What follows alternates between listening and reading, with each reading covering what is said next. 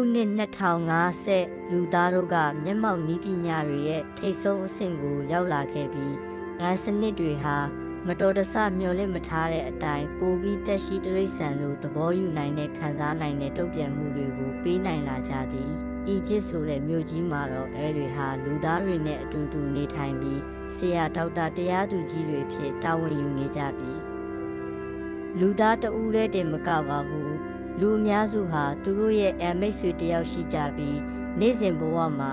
အကြံဉာဏ်စိတ်အားထုတ်မှုတွေကိုလက်ခံနေကြတယ်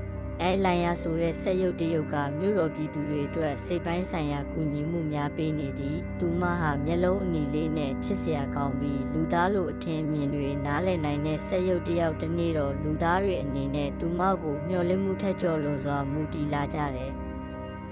လူသားအခြေအနေကိုတိတာထင်ရှားစွာချော့ချနေကြသည်လိုင်ယာကစတင်စဉ်းစားတယ်အကယ်၍လူသားတွေကိုကယ်တင်ဖို့ဆိုရင်တို့ကမိမိတိုင်းပြည်လိုစီမံခန့်ခွဲပေးတင်သလား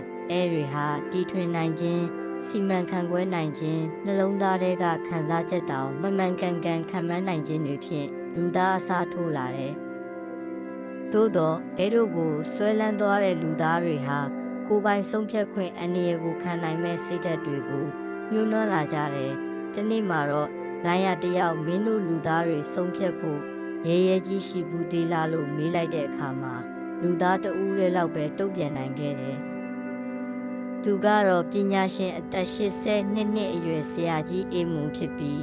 ဟာတကယ်ကိုအကောင်းဆုံးယဉ်ကျေးမြုပ်နှံမှုတစ်ခုဖြစ်နိုင်တယ်။ဒါပေမဲ့သူ့ကိုလည်းကျွမ်းကျင်မှုနဲ့တာဝန်ယူမှုဖြင့်စီမံခန့်ခွဲဖို့လိုတယ်။သူဟာလူသားကိုအကူအညီပေးတော့မှပဲရှိတင်တာပါမဟုတ်ရင်သူတို့ကဘဝအပေါ်ဆုံးဖြတ်မဲ့အစွမ်းတစ်ခုဖြစ်လာနိုင်တယ်